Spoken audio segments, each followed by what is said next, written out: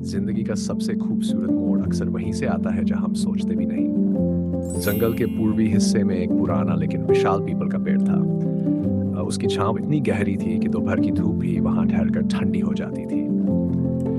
उस पेड़ के पास एक नन्ही गिलहरी रहती थी, जिसका नाम चिंकी था।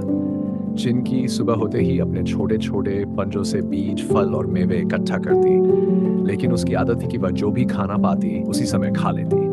भविष्य के लिए बचाने का ख्याल कभी उसके मन में नहीं आया। उसी जंगल में एक बूढ़ा शेर रहता था जिसका नाम वीर था। वीर पहले जंगल का सबसे ताकतवर शिकारी था, लेकिन अब उम्र ने उसकी ताकत छीन ली थी। दांत खिस गए थे, पंजों की धार कम हो गई थी और आंखों में धुंधलापन आ गया था। अब वह बहुत कम शिकार कर पाता और ज्यादातर समय पानी पीने या पेड़ की छांव में आराम करने में बिताता। एक सुबह वीर पानी पीने के लिए पीपल के पेड़ के पास आया। वहीं चिंकी एक बीज चबा रही थी। जैसे ही उसने वीर को देखा, वह डरकर पेड़ की ऊंची डाल पर चढ़ गई। वीर ने हंसते हुए कहा, डर मत छोटी, अब मैं शिकार करने लायक नहीं हूँ और वैसे भी मैं गिलहरी नहीं खाता।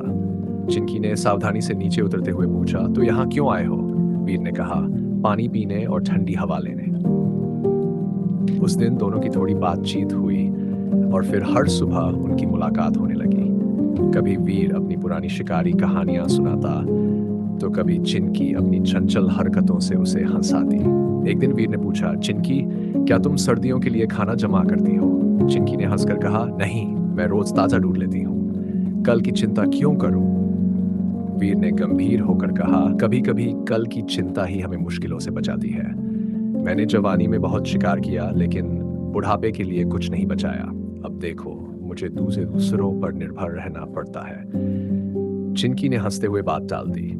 समय बीतता गया, मौसम बदला, बारिश का मौसम आया और एक दिन भीषण तूफान ने जंगल को हिला दिया। हवाएं इतनी तेज थी कि कई पेड़ गिर गए। नदी का पानी किनारे तोड़कर बह निकला। चिंकी का घोंसला तूफान में टूटकर नीचे गिर गया। उसका सारा खाना पानी में बह गया। वह भीगती हुई पीपल के पास पहुंची, जहां वीर एक गुफा में बैठा था।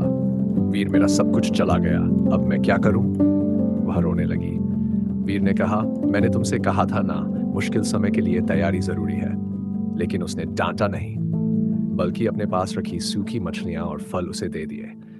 ये मैंने बरसात से पहले जमा किए थे, कुछ दिन इन्हीं से काम चलाओ।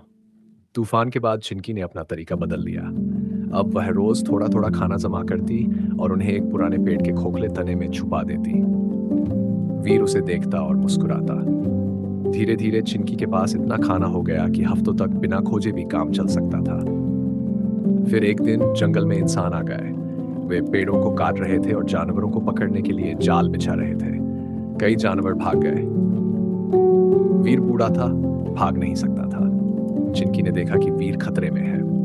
रात को जब लकड़हारे सो गए, चिंकी उनके कैंप में घुसी और रस्सियों को चबा दिया, जिनसे जानवरों के पिंजरे बंधे थे। फिर वह वीर के पास पहुंची। चलो, अब हम निकल सकते हैं। वीर धीरे धीरे चला। चिंकी आगे आगे रास्ता दिखाती रही। कई बार उसने ऊपर से खतरा देखा और वीर को रुकने का इशारा किया। घंटों बाद वे जंगल के एक सुरक्षित हिस्से में पहुंच गए, जहां इंसान नहीं आए थे। वहां पहुंचकर वीर ने कहा, चिंकी, तुमने आज मेरी जान बचाई। चिंकी ने कहा, और तुमने मुझे सिखाया कि कल के लिए तैयारी करना कितना जरूरी है। अगर मैं पहले से सावधान रहती तो तूफान में तुम्हारे ऊपर बोझ नहीं बनती। वीर ने मुस्कुराकर कहा, दोस्ती में बोझ नहीं होते, सिर्फ जिम्मेदारियां होती हैं।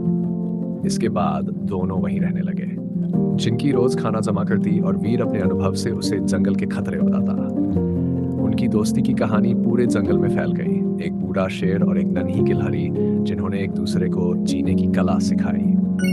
अगर ये कहानी आपके दिल को छू गई तो कमेंट में जरूर बताना। और हाँ, ऐसी ही एक और अनोखी कहानी बहुत जल्द आपके लिए लेकर आऊंगी।